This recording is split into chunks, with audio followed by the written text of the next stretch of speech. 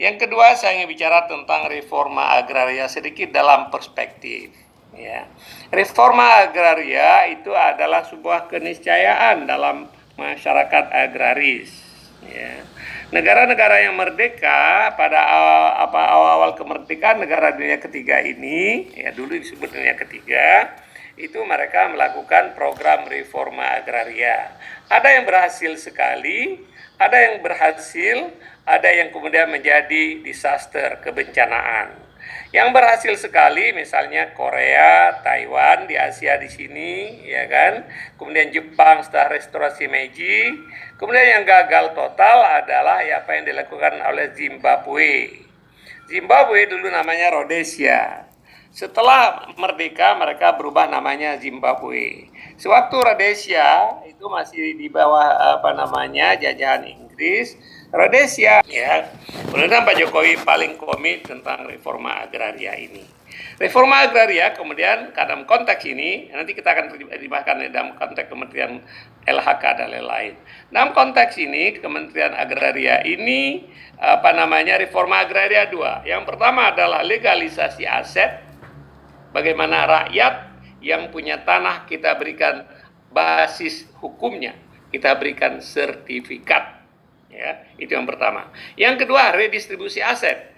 Aset-aset yang ada yang mampu kita kuasai, tanah-tanah terlantar, HGU yang habis dan tidak diperpanjang, kita bagikan kepada masyarakat. Nah, yang pertama tentang legalisasi aset. Kami menggerakkan program yang namanya program sertifikasi massal. Sebelum Pak Jokowi atau sebelum saya pindah ke Kementerian ATR itu 1 tahun BPN seluruh Indonesia mengeluarkan sertifikat paling banyak sekitar 1 juta sertifikat 1 tahun. Saya ditugaskan setelah saya pernah dipindahkan ke Menteri Agraria, Pak Jokowi mengatakan kepada saya, Pak Sofyan, kita harus percepat. Rakyat kita ini selama ini tidak ada sertifikat. Karena nggak ada sertifikat mereka terjebak kepada rentenir. Karena nggak ada sertifikat maka kepastian hukum tidak ada. Karena tidak ada sertifikat tanah mereka bisa digusur oleh pengusaha, oleh pengembang. Karena nggak ada sertifikat sengketa di mana-mana. Pak Jokowi minta saya, Presiden minta saya untuk mempercepat. Maka 2017 kita launch, tahun ini kita akan keluar 5 juta sertifikat. Alhamdulillah, kami berhasil memperkenalkan program namanya PTSL, pendaftaran tanah sistematik lengkap.